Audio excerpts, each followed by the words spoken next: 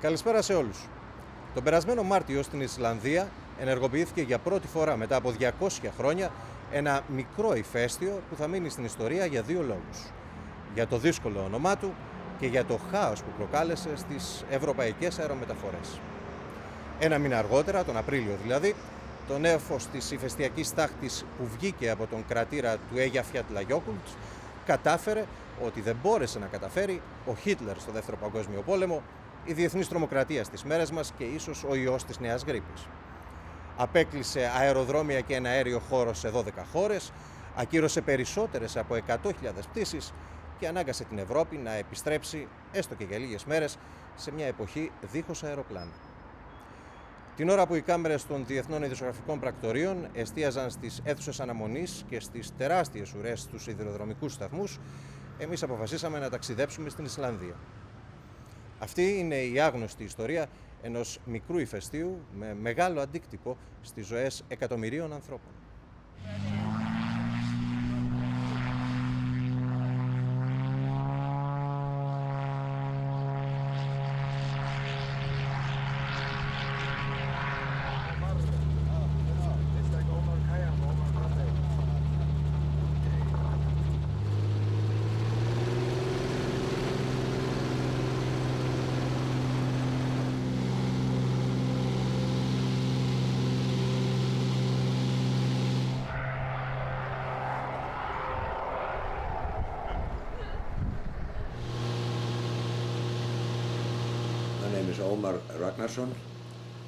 I am principally a TV reporter, but I'm also a film editor. I have been entertainer for 50 years, longer than in the TV business. And I am a commercial pilot and rally driver and some other things, but in the center is the news reporter.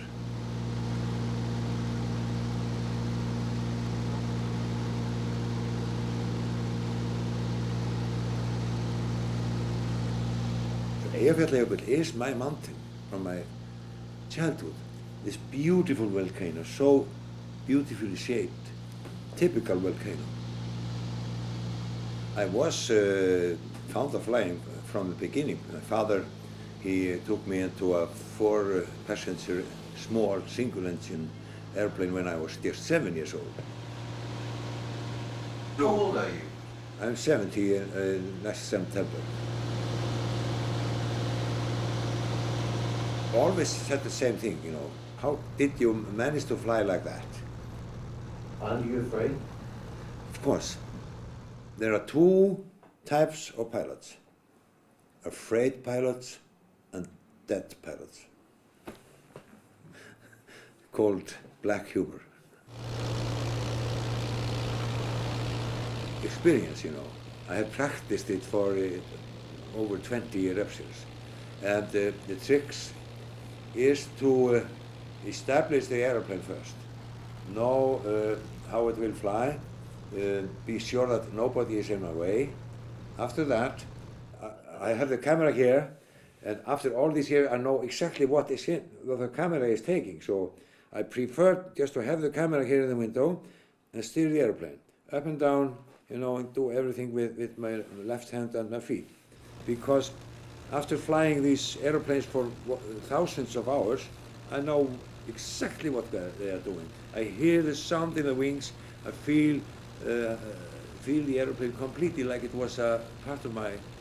The wings of the airplane were the wings of mine.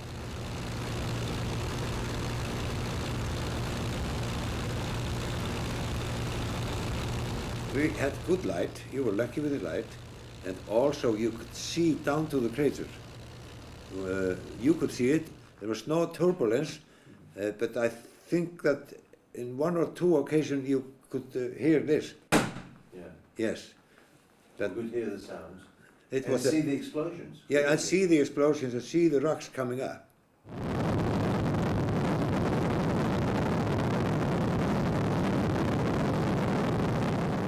The sound waves are going like this, pom pom pom. It's the speed of sound, pom pom pom, and the sound waves are taking up rocks that are as big as cars. many hundreds of big rocks going like this. And the fire behind, and the steam white, and the ash black. You have many, many contrasts in the same place. And sun coming up on this side, and it's heaven, it's snow, it's intact, beautiful nature. And the updrift, I can cut off the engine of the airplane if I wish to, and fly like a bird, silently. And on the other side it's hell. It's so much darkness that the people can barely see their hands. It's complete darkness, ash falling, hell. And I think at that moment I understood better than before why the Europeans in the Middle Ages believed that Hekla, the mountain north of Eýjafjallajökull, was the entrance to hell. The devil himself was there down and making this fire and ash and punishing the people.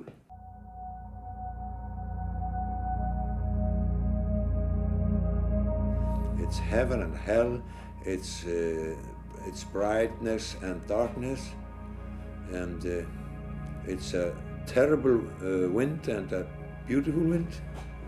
It's fire and ice, and in Eýjafjallajökull it can be, everything of this can be in the same area at the same time.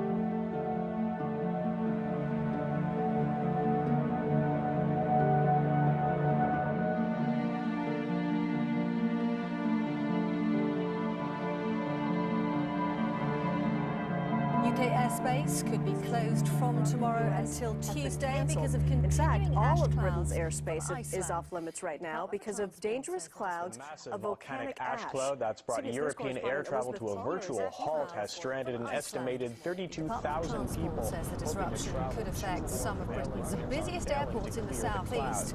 Well, Sky's Juliana Needham is at Heathrow Airport with It's the a latest. And what do you spectacular think, sight, Wayne? but not at 35,000 feet. Cruising altitude of commercial aircraft where it causes engines to cut out. Acts like a sandblaster against the cockpit.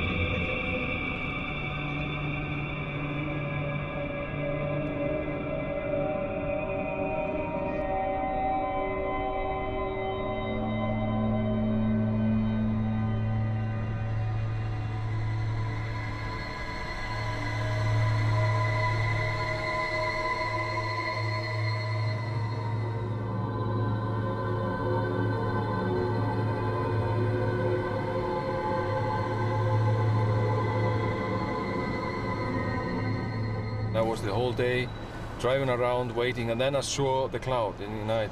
In the evening, they went away, and I was like, oh, whoa, what's this? This is big. And I was like, okay, this is the biggest grayish I've seen, and the contrast was so big. Then I drove closer and closer, and then the grayish started to be darker and darker. In the end, I stopped, and it was just dark wall in front of me. It was kind of quiet. And suddenly we realized we barely hear the sound of the car. It was kind of killing all the sound. And even there was wind, you know, the ash was flowing around, and I was like, I can't hear the wind either. But there was wind there.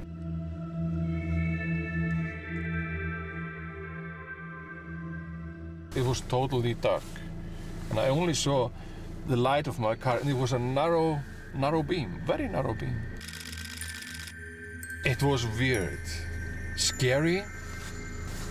Yes, it's kind of freaky.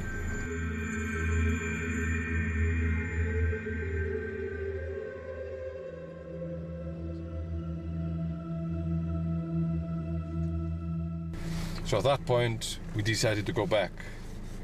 And it was so funny thing, when we drove back, suddenly we saw a little light, you know, bluish light in the sky, got bigger and bigger, and we drove out of this. We stopped a few times. I went outside to listen to the sound, and there was no sound, because the birds are not flying. The birds are sitting. They're not flying. And then I drove out of this silent, dark cloud back into the wind again.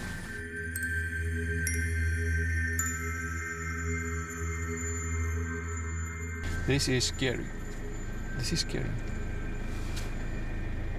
Because it fools you a little bit. You believe, this is just a fog, but it's not a fog. It's full of ice. So what I'm gonna show you here now is I'm gonna show you how a black snow looks like. We're gonna dig into the ice until we see the snow underneath the glacier.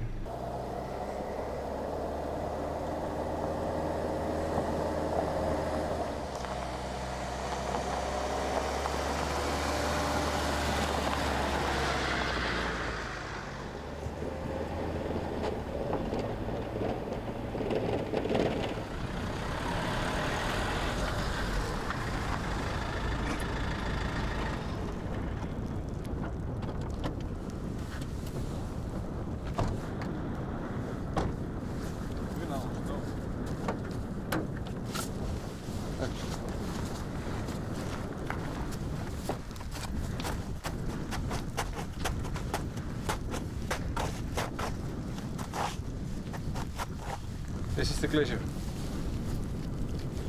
We've been driving up to the glacier, and this is what they have here. Black snow all over. Look, we can see it in here.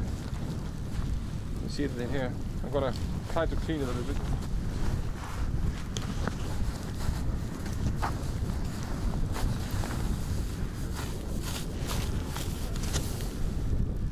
It's like a mud.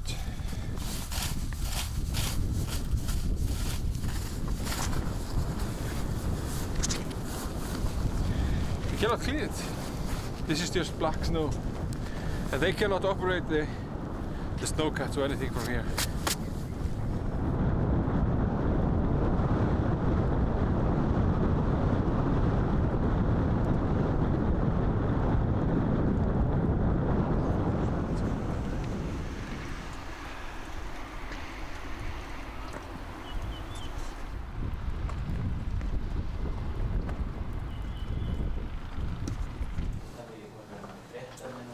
I've been studying this volcano for almost 20 years.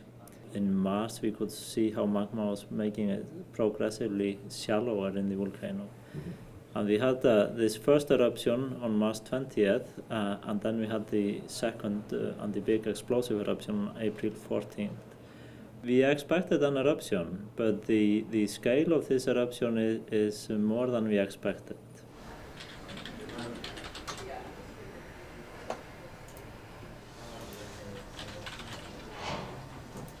Together about 4 or 5 webcams.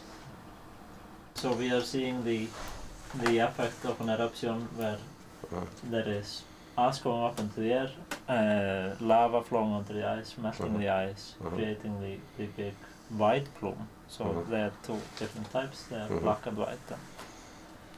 Looks like a fight between fire and ice. Yes, it is. Who is winning? The fire. The fire is winning. Yeah, at the moment. We don't see yet an end to this process. But the ice will win in the end. We just don't know when.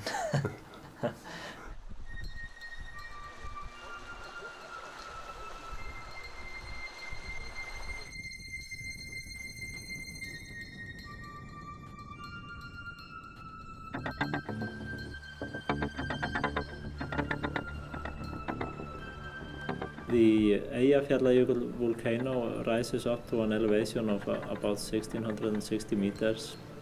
It has a radius of about 15 kilometers and is like a cone. And the ice on top of Eýjafjallajökull is about 200 meters thick, where it is maximum thickness. What happened in this interaction with the ice was that the ash was very fine-grained, so it was a special type of ash that was created in this eruption. And because it is so fine-grained, once it makes it up high into the atmosphere, it doesn't fall down so easily. So they stay high up in the atmosphere. So it's a combination of eruption under an ice, special magma composition that produces very fine-grained ash, and the weather conditions. So the particles, all these small particles, they end up in the jets, and because of the high temperature there, they melt and they can destroy, and that is the reason why airplanes were grounded. The last eruption before these was in 1821, and the next one prior to that was in 1612. The next one prior to that was 920. So it's not, and all these eruptions were small. So it's not a very active volcano. Probably this present eruption is the biggest one it has had in 1,000 years.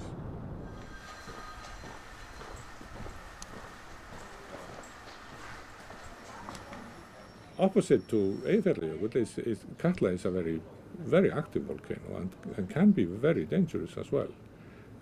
It happens to be the nearest neighbor to Eýjafjallajökull, so the distance between the two volcanoes is only 20-25 kilometers. So whenever there is activity in Eýjafjallajökull, it seems to have an effect on Katla, or can possibly have an effect on Katla. In earlier times, there are several cases of this. That both volcanoes have erupted simultaneously or in close proximity to each other.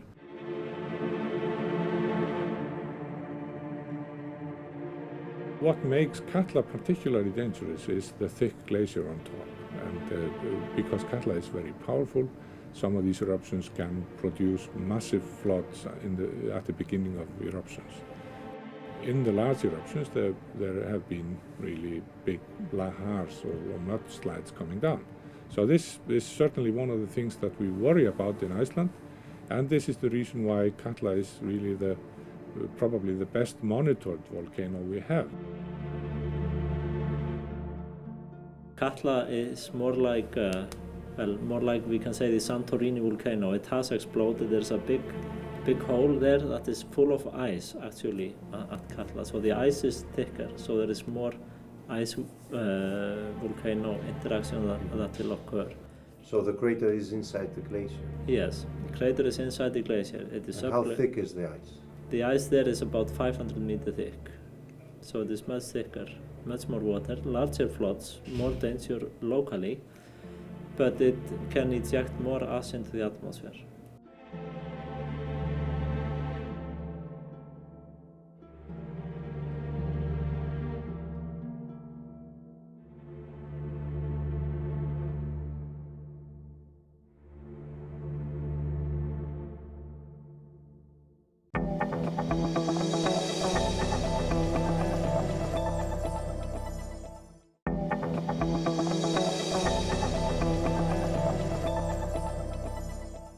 Η Ισλανδία είναι ένα νησί με 180 ηφαιστειακούς κρατήρες και 35 ενεργά ηφαίστεια. Είναι με άλλα λόγια μια χώρα πάνω στο καζάνι της γης που βράζει. Τα τελευταία 500 χρόνια τα ηφαίστεια της Ισλανδίας έχουν βγάλει το 1 τρίτο της λάβας που έχει έρθει ποτέ στην επιφάνεια του πλανήτη μας. Στο παρελθόν, κάθε φορά που ξυπνούσε το Εϊγιαφιατλαγιόκουτλ, ακολουθούσε και μία έκρηξη στην Κάτλα, ένα γειτονικό και πολύ μεγαλύτερο ηφαίστειο. Οι Ισλανδοί επιστήμονες που εργάζονται σε ένα από τα καλύτερα και μεγαλύτερα ανοιχτά εργαστήρια της φύσης είναι πολύ απασχολημένοι τις τελευταίες μέρες. Και οι ερωτήσεις που δέχονται είναι πολύ περισσότερες από αυτές που μπορούν να απαντήσουν.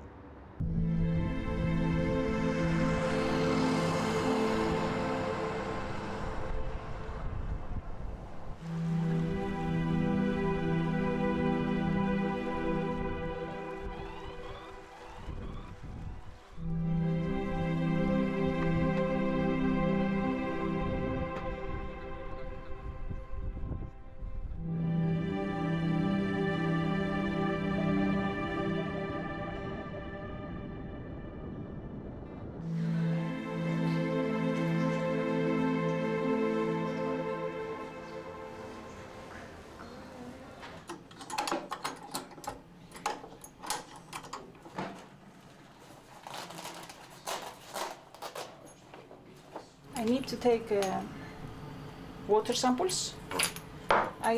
That's my main interest. That's the water, the chemical composition of the water. That's why I prepare all these bottles. For the farmers, it's really important to know the composition of the water. The sheep and the cattle is very sensitive to fluorine, for example, in the water.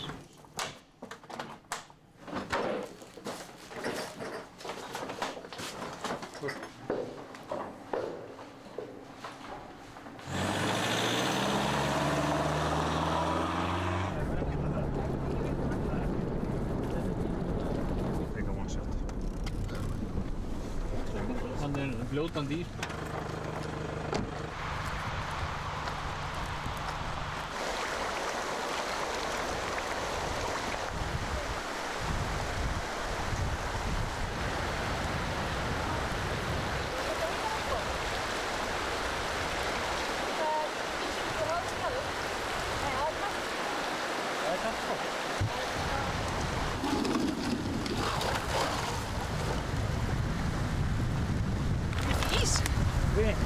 Það fór með þetta af bílum það? Ég ætla að reyna að ná mér í vatn á þessu. Spröðni. Okay.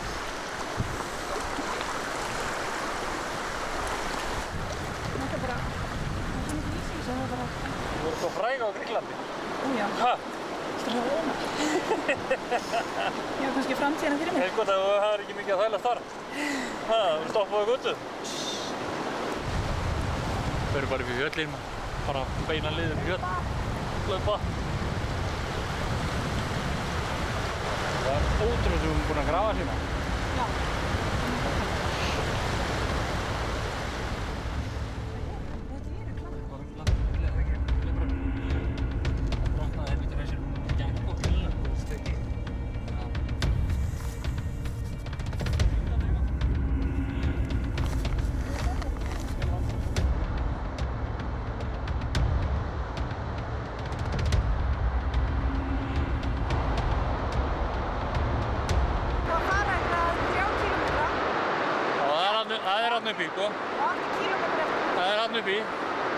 Þetta er svolítið langt í góðstöðuna að róa, sko.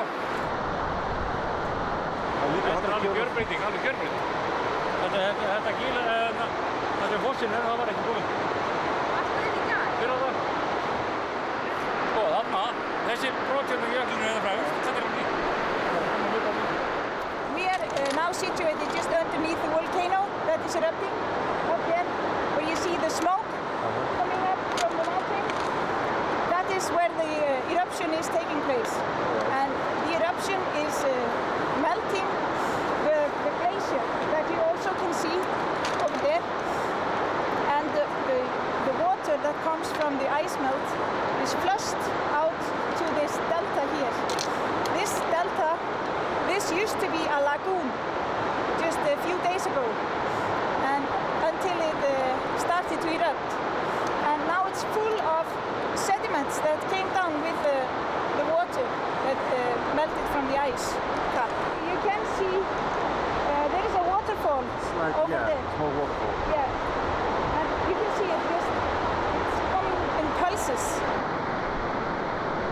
Of course, there are gases coming out from the volcano, and lethal gases.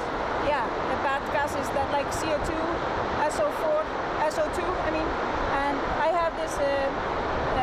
It's measuring. This one is constant measuring the CO2. It's like a gas sensor. It's a gas sensor, and it's fine. It's just normal. But I can smell some gases. So it's fine as long as we are just here. But it might be more concentrated if we go down towards into the depression here. If it stays here, it stays in the same crater and pumps the lava down here. I think it would be the best if it would happen that way. But if it would stop, then fine. But if it's going to move, if to somewhere else within the glacier, that would be the worst. Because then you would have more ash forming because of magma, water, user interaction, and then we would have this phreatomagmatic event again. And the people down here and the people all over the world have had enough of ash from this volcano. I have great respect for these mountains, but for me it is like a naughty friend, you know. I have deep respect for it. It's like my aunt that becomes really angry. But it has an unpredicted behavior, let's say. Yeah, like naughty aunts.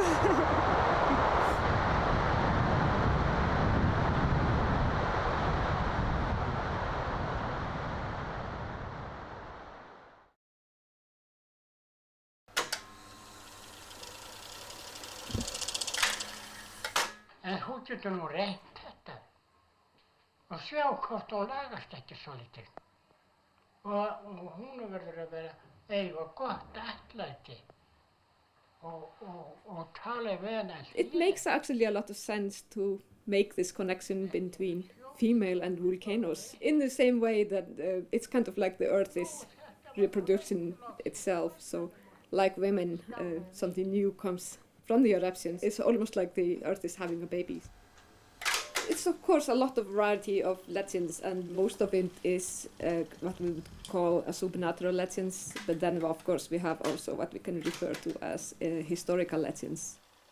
First of all, we have these origin myths which explain the volcanoes, how why it started erupting and how it became into existence. Then of course we have some stories about omens taking place before the eruptions.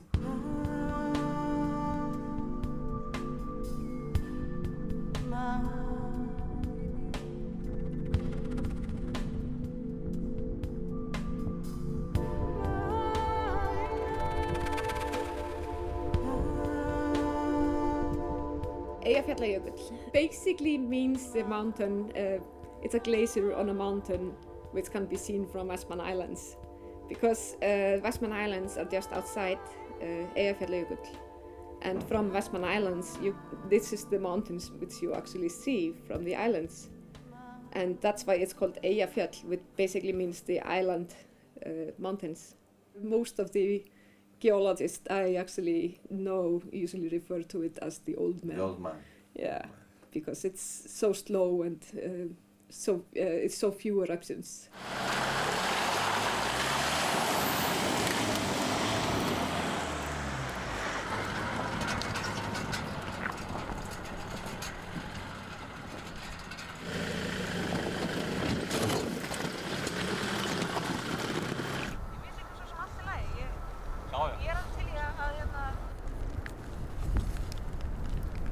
You look really busy. Yeah, I have to remember to mark everything correctly. Otherwise I will mix it all up.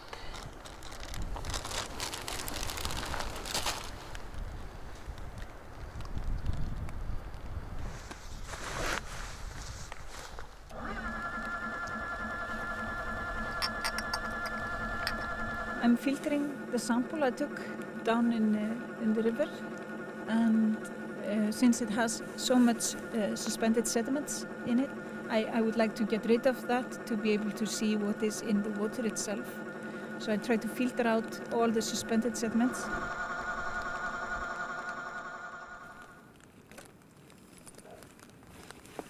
So this is the mud, or yeah, a little bit of grass. This is the mud that This is came the out mud. of the filter. Yeah. It needs several filters. It's so heavily loaded.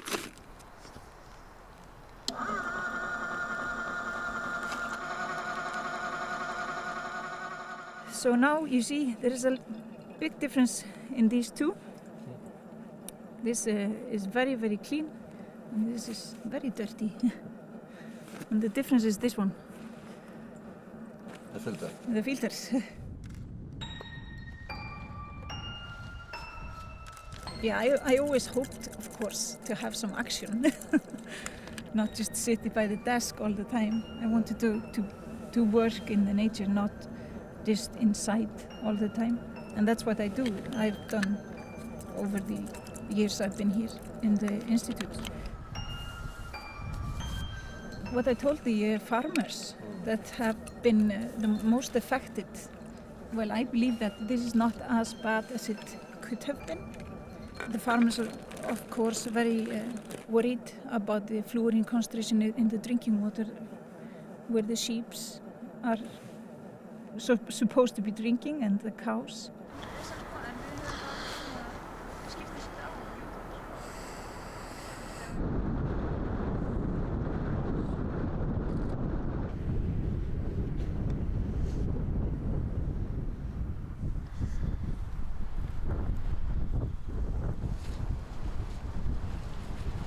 I was not here when it started, but I came 2 days later, and I was here when the ashfall came. It was not so nice.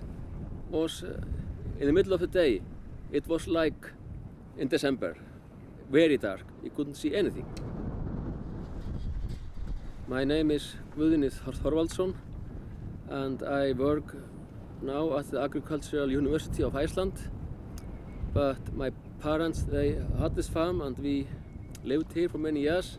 But now we have moved to Reykjavík, but we are still running the farm, but not with so many animals now as we used to have.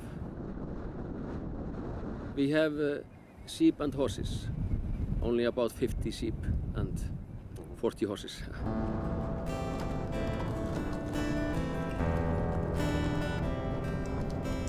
We were moving the rest of the horses to another place. Yeah, because there is no grass here and the ash is dangerous. It includes fluoride, which is not so good for the animals. So we have to keep them away from the ash, at least until the fluor has washed away. Are you worried with the volcano? I cannot say that I'm worried, but because we can expect this in Iceland. We are used to it, but we know how dangerous it can be, so should respect these forces. Yeah. But it will stop someday. Yeah. How long do you think it's gonna last? I don't know. Nobody knows. No. So we just have to wait.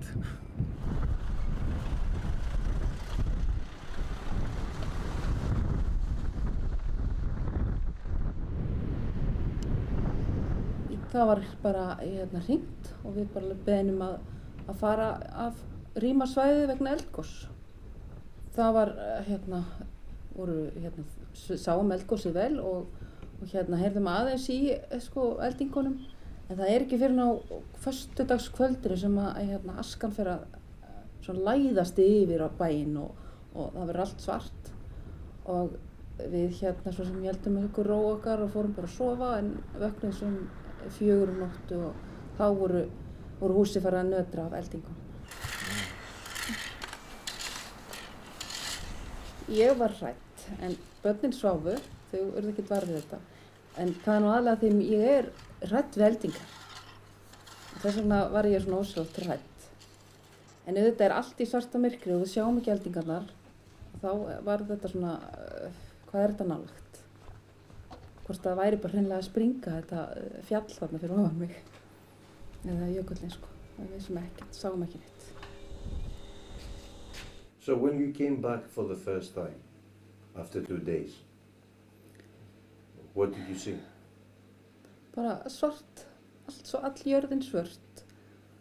Og bara mjög dapurlegt að sjá heimilið algjörlega vera svona í hjúpu svörtum einhverju ösku.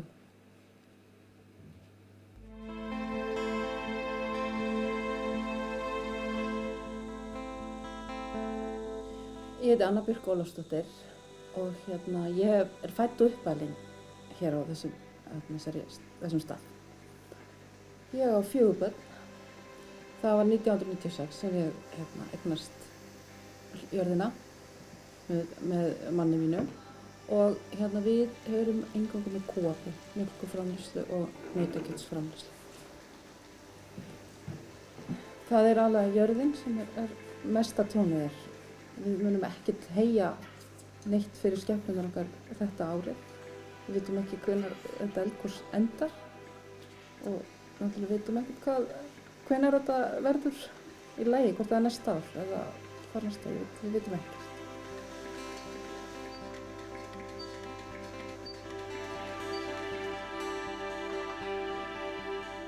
Hvernig var þetta áður en askan kom? Grænt, allt grænt. Það grænkar fyrst hér á landinu og hérna það á alltaf að vera svolítið sprottið með þessa grasið hérna, svona í byrjun maí því við getum hafið heyskap svona viku af júní. When you see the smoke, you're still worried? Nei, þetta bara eins og málverk hérna bak við húsið. Have you heard the people talking about the Katla? Já. What do you believe? Hún geti auðvitað gert hvað sem það veit enginn. Þetta auðvitað eldfjall.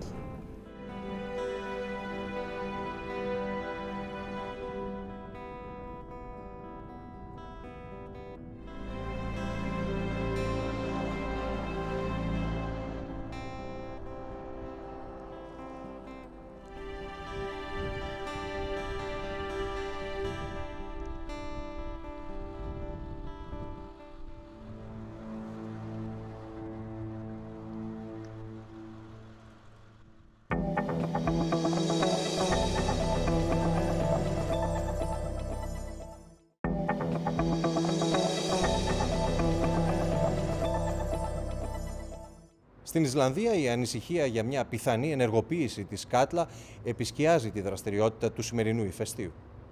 Σύμφωνα με τους επιστήμονες, ο κρατήρας της Κάτλα έχει εμβαδό 100 τετραγωνικά χιλιόμετρα. Ο δε παγετώνας που βρίσκεται πάνω από τον κρατήρα έχει έκταση 595 τετραγωνικά χιλιόμετρα. Σύμφωνα με τους ειδικούς, αν η λάβα συναντήσει τον πάγο στην Κάτλα, το νέφος της ηφαιστειακής τέφρας που θα δημιουργηθεί μπορεί να σκοτεινιάσει τον ουρανό της Ευρώπης. Μέχρι στιγμής πάντως, το σύννεφο της τάχτης από το Εϊγιαφιατλαγιόκουτλ έχει στοιχήσει στις αεροπορικές εταιρείες σχεδόν $2 δισεκατομμύρια. Στον Βρετανό πιλότο Eric Moody ένα παρόμοιο σύννεφο παραλίγο να του στοιχήσει τη ζωή. Ήταν κυβερνήτης σε ένα τζάμπο της British Airways και είδε και τους 4 κινητήρες του να στιματούν στα 37.000 πόδια.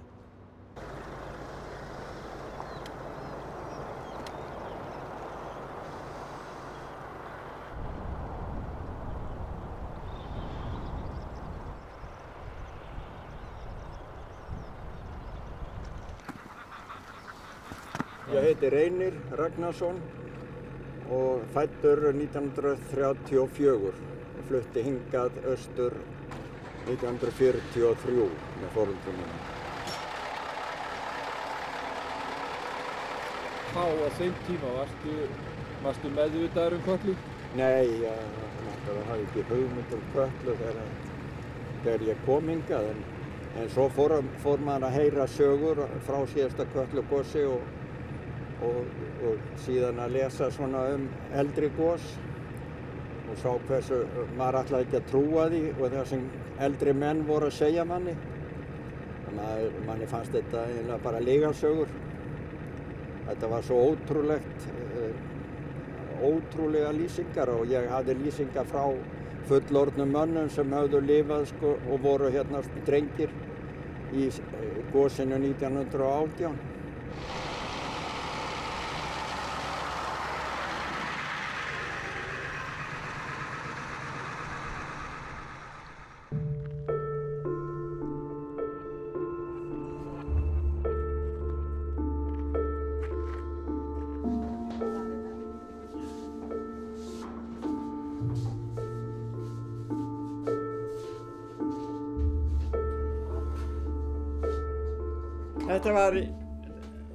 Þetta var 12. október 1918. Þetta var ljómandi veður þennan dag. Svo Já, það byrjar með einu skjálfta held ég. Það var nú undanfarið var náttúrulega, það voru engin skjálftamælarar og búnir að vera einhverjar hræringar og svo kom einnig harður skjálfti. Og svo bara í þessu góða veðri, setjum dags, þá sluppu bátarnir voru þá alveg nýfarnir. Þá gaus Katla. Ég var 7 ára og ég man verið því að það var alltaf ljós alla nætur og alltaf bjart inni því að það var lýsti svo mikið á jöklinum og alltaf sami skuggagangur alla daga og nætur og þetta var ég hrædd við. 7 ára krakki. Það var alltaf sami ljósagangur og aldrei dimmt. Já, mér þótti þetta náttúrulega tilkom mikið og leið bara vel að það hafði gaman að sjá þetta. Varstu ekki hræddur? Nei, ég var ekki hræddur. En svo hljóp hún fram þennan dag, sko, með náttúrulega feiknaflóði miklu. Og fyrir vestanhjális myndaðist langur tangi út í sjó, sem lengi var kallaður Kötlutangi. Það myndaðist langur af örframburði. Já. Og því sér hvað krafturinn hefur nú verið mikill og mikill örframburður. Er þjóðsaga, Katla þjóðsaga? Já, ætli það ekki. Ég held að sé þjóðsaga.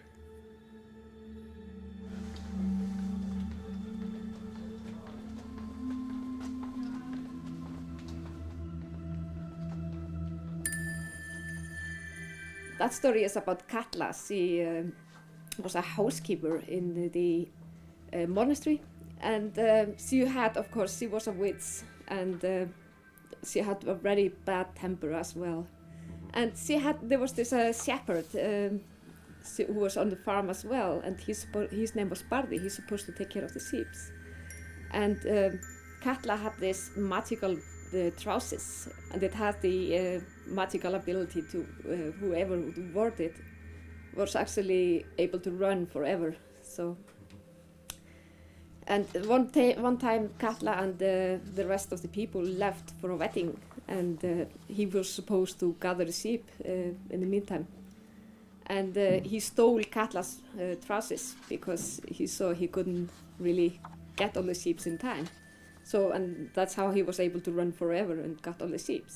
But when Katla came home, she noticed that he had stolen the trousers, and of course got very angry, and she killed him and stored his body. She sort of had to get rid of the body and hid it. So she noticed that Bardi was going to be found soon. And she was heard saying something like, "Oh, Bardi will appear soon," and because she knew that she would be killed if she was found out. And then she suddenly ran to the mountain where Katla is now, to Myrdals glacier, and threw herself in a crack in the glacier. And short time later, the first eruptions came in Katla, and the flood sort of took the monastery and the farmstead surrounding it. So it was thought to be Katla's revenge, and she was, of course, a very ill-tempered woman. So. Hvað hefur fjallið að Katla að koma upp alltaf á 100 ára fresti eða svo? Já, oftast hefur hún gosið tvisvar á öld, tvisvar á 100 ára fresti. En það aftur núna orðið óvenju langt og reyndar voru svona að þeir telja smá gos bara undir jökli eins og 1950 og 56 var það sem kom miklu vatnavöxtur hérna á sandi.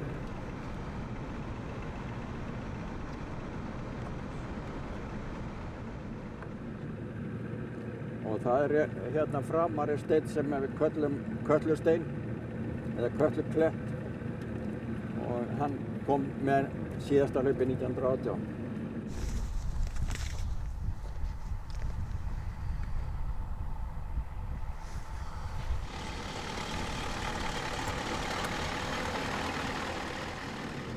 getur séð hvernig hann hefur eiginlega alveg soðist, hann hefur verið einhvers staðar nærri hita.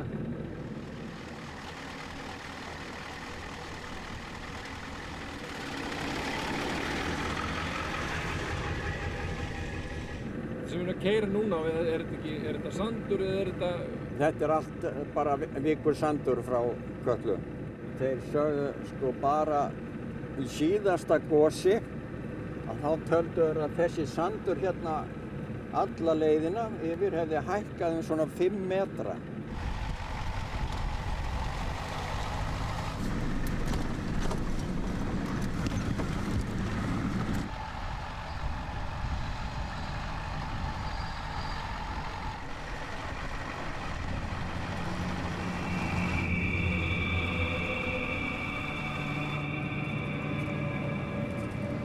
Þetta er jökullinn fyrir framan okkur? Já, hérna allur þessi. Hvað er ísinn þykkur í Kötlu? Hann er 600 metra þykkur í allri kretunni eða öllu svæðinu sem hann safnar.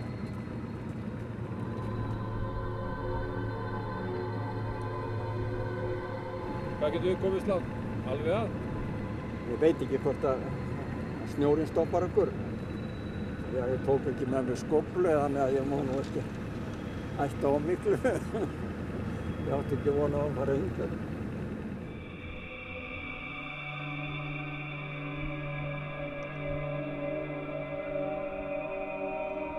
Svona í öryggisskyni þá drep ég aldrei á bílnum hérna upp undir jöklinum.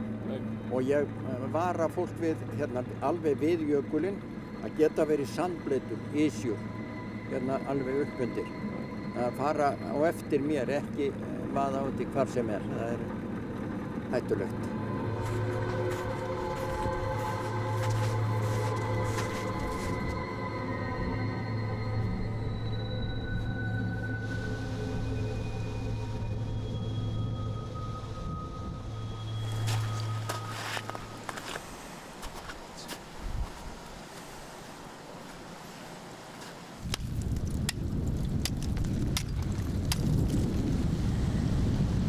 Ice cream, huh? Ice cream. It's maybe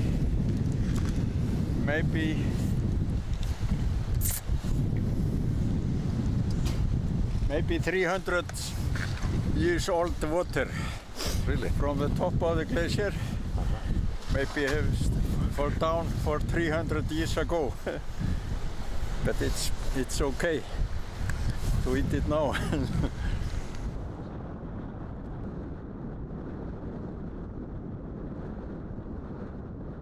Eýjafjallajökull was like my brother, and Katla was behind like my mother, because Katla was responsible for my birth. How? That's very simple. In 1918, there were no roads in that area. A lot of rivers dividing people, dividing districts. But instead of throwing themselves into the water and swimming to each other, because of the bad times, all the ash falling from the Katla eruption, they both simultaneously moved to Reykjavík. They were young people, and in Reykjavík they met, and therefore I was born. So she was telling me about this huge volcano, Katla, so enormously powerful, making 100 or 200 or 300 or 500 greater floods than Eýjafjallajökull is.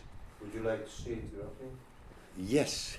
Now you say I'm irresponsible, but I'm not, because we know that Katla has erupted in 50 to 100 years intervals, as long as we can see back in history.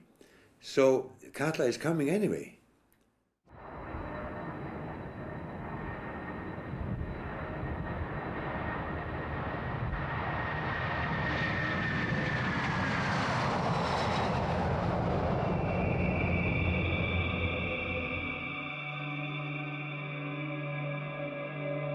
Well, we were flying from Kuala Lumpur to Perth in Western Australia. It was a really dark old night, and we'd crossed Java. I'd got out of my seat to go to the toilet, and I was summoned back by the crew because they'd entered an area where they were experiencing a phenomenon known as St. Elmo's fire.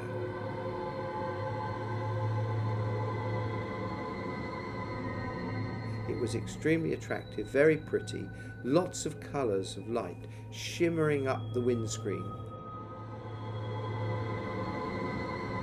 And then the first officer noticed that his two engines that he could see on his side of the aeroplane were lit up from within what would seem a very bright white light. So we were watching the pretty sights, and then the engineer who sits between the two pilots said number 4 engines failed. We shut it down properly as per the book, and that took 30 seconds.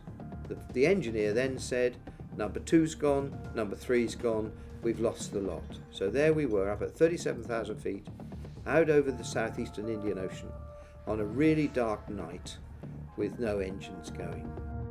We couldn't believe that all 4 engines had stopped. We needed convincing. Our minds needed convincing, because just doesn't happen on a 4-engine aeroplane.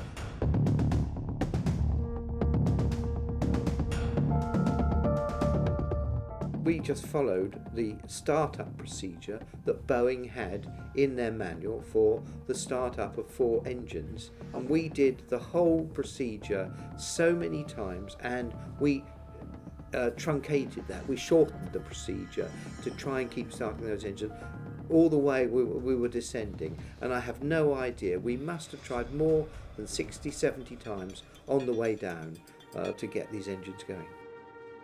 When you addressed the passengers, what did you tell them?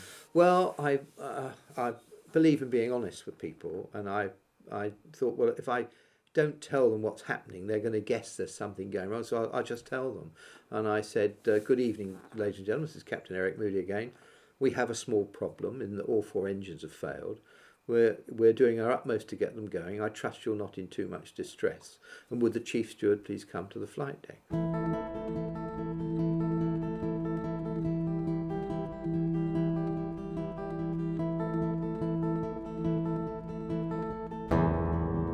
And for the next 16 minutes or so, we were struggling to get these engines going, and we descended to just above 12,000 feet. It was a glide. We went 80 nautical miles forward. It doesn't plunge out of the air, and for all that time, as I say, we were trying to get them going. We eventually did get 1 going, then 2, then 4, and we had lots of little minor dramas on the way down, and we landed then into Jakarta some 30 minutes later, not knowing why they'd stopped, and we didn't know why for 2 days. When you came down from the plane, did you kiss the ground? No, I didn't kiss the ground, but the flight engineer did.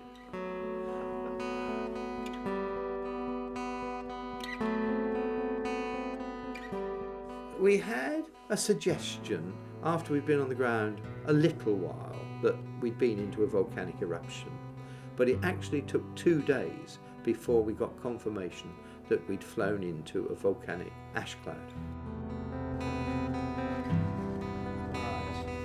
If we want to, they're a bit tatty. That's the crew in Jakarta. Before or after? After. That's just before we came home. If there's the 3 of us. First officer, me, flight engineer. That's the back end with the ash on of the aircraft. That's the stator part of the turbine of one of the engines.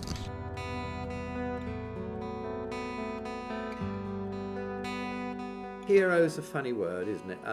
I was only interested in protecting that 4 inches of flesh which keeps my head off my shoulders, my own neck, and that everybody else was there was incidental to me at the time, thinking it through. And everybody deals with responsibility in a different way, and I've never felt a heavy responsibility because I wish to stay alive, and if I stay alive, everybody else does. As far as we know in the world, we were the first to do it and get away with it. We certainly were the first to recognise, afterwards, what we'd done, and now every aircraft, certainly commercial aircraft manual in the world, has a chapter on volcanic ash encounters, and it mirrors, apart from one thing they changed 2 or 3 years ago, it mirrors exactly what we did on that night. What would you advise the pilots? Well, to get out of it as soon as you get into it, because nowadays he ought to recognise what's happening. We didn't know. We had no idea what we were into. But everybody now knows how to recognise volcanic ash in the air.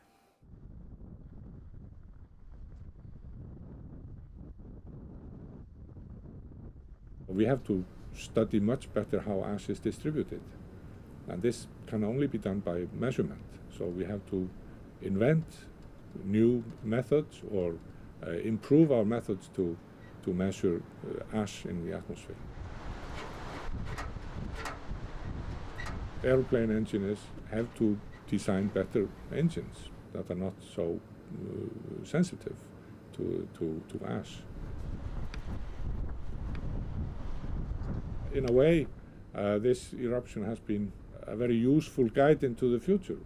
It's just the first eruption that demonstrates our weaknesses, and I think we should look at that in a very positive way and try to improve our ways.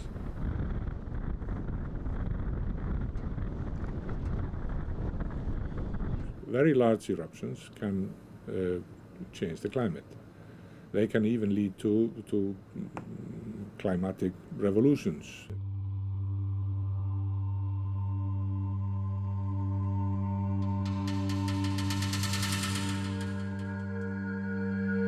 The last confirmed eruption of this was the Pinatubo eruption in the Philippines last century.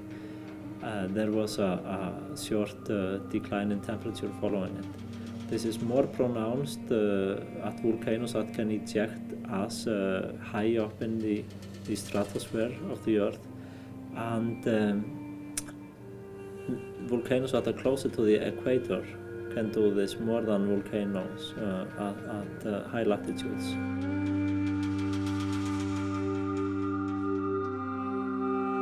There is also the possibility that climate change can influence volcanoes, especially volcanoes that are beneath glaciers. If you have a thick glacier on top of a volcano, it will produce a certain pressure on the volcano. Volcano will adapt to that pressure, but if you then suddenly take the glacier away, you reduce the pressure on the volcano, and it will facilitate the eruption of the volcano.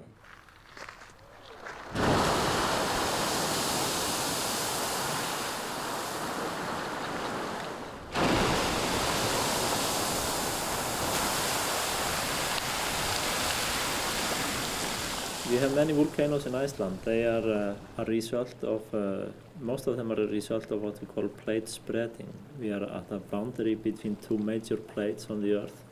And in general, we have most geological activity at these plate boundaries. So here in Iceland we have two plates, something we call the Eurasian plate and the North American plate. And they are diverging, they are splitting apart about 2 centimeters per year. That is the same speed that the nails on your finger will grow. That is the plate movements in Iceland. And because of this stretching of ground, there is new magma generated in the mantle. In addition to that, we have something called a hot spot under Iceland. There is excessive upwelling of magma under Iceland. And when it hits the crust under Iceland, it forms about 35 volcanic systems. Είμαι ο Κώστας Φαλευρίνος, γεωλόγος και είμαι εδώ στην Ισλανδία για 14 χρόνια και έχω ασχοληθεί με την γεωθερμία και με τα γεωγραφικά συστήματα πληροφοριών. Βρισκόμαστε στο Þingvellir. Από γεωλογικής πλευράς ο χώρος είναι πολύ ενδιαφέρον γιατί έχουμε εδώ πέρα το γίγνεσθε της διάνοιξης των οδυγιάννων πλακών. Δηλαδή με λίγα λόγια έχουμε τη μεσοοκεάνιο ράχη του Ατλαντικού που ξεκινάει από την Νότια Αμερική θα λέγαμε μέχρι και φτάνει μέχρι τον Βόρειο Πόλο Και εδώ το έχουμε αυτό στην επιφάνεια, όπου έχουμε την διάνοιξη των ωκεανών και εδώ βλέπουμε τις ρηγματώσεις και τις λάβες οι οποίες υποδηλώνουν αυτή την δραστηριότητα.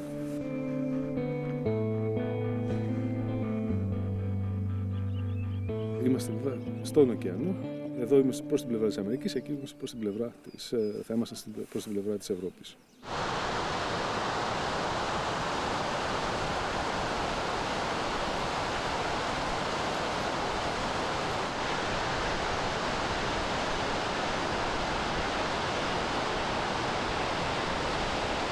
Τα ηφαίστεια συγκεκριμένα όταν είναι κάτω από τους παγετώνες, λόγω των θερμοκρασιών και της μακροχρόνιας δραστηριότητας που έχει μια ηφαιστειακή έκρηξη, δημιουργούν τήξη των πάγων και έχουν καταστροφικές συνέπειες λόγω των πλημμυρών που προκαλούν. The Katla volcano is a dangerous volcano, and we anticipate an eruption sometime in next years or decades. Because of the eruption in Eýjafjallajökull, we evaluate that there is a somewhat increased probability of an eruption in the maybe next few years. However, we have no signs yet of anything happening at Katla. Everything is calm, there are no earthquakes. We see no signs on our monitoring stations. We are, of course, taking into consideration the possibility that Katla could erupt. And the probability that it will erupt is probably higher now than it would normally be. But we are monitoring the situation and we don't see yet any indications of reawakening.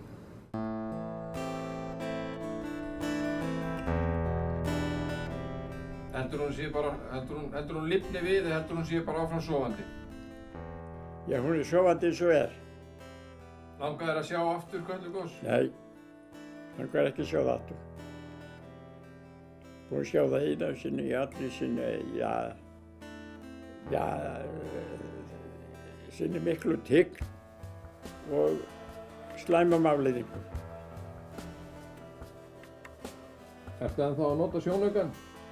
Þetta, ég nota þetta. Þú notar þetta? Já, ég nota ekki þetta. Við sjáum ekkert hvorugt til þess að lesa eða skrifa. Og tapar það mikið til sjón. Það sér okkur svona. Og ég sé svolítið betur en ég úti heldur inni. Og á hvað ert þú að kíkja? Ég er bara að sjá hvað ég sé hérna úti, veist í húsi, hvort ég sé fólk þar eða eitthvað. Maður reyna að sjá eitthvað í kringu sig.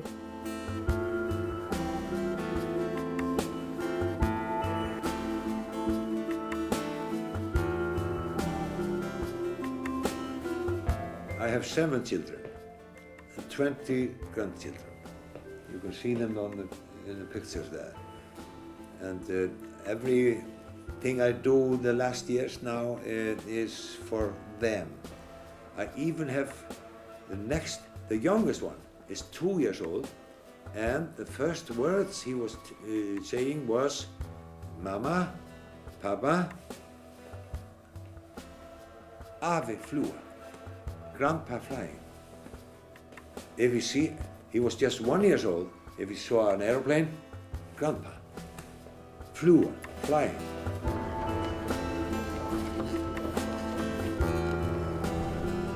I very often fly over Katla in beautiful weather, looking at her because it's her. Katla was a woman there who walked into the mountain, and it's a revenge she got by living at this mountain and making all this ash come over the people. And so I speak to her very gently, please come, do it for me now. I'm ready, I have my camera and everything. Let's get it over with, because then you can sleep another 100 years. So, before your final farewell, you want to see Katla? I've been dreaming about Katla for 60 years. She is a witch. She is the witch. She has this attraction. You know, I'm not asking for a big eruption. Some of the eruptions of Katla have been smaller ones. especially those who have come after the eruption of Eýjafjatlagiokull. But I'm afraid it will be pretty big now because Katla has waited so long. Katla has been waiting for almost a century. Hello, Sýber, bless.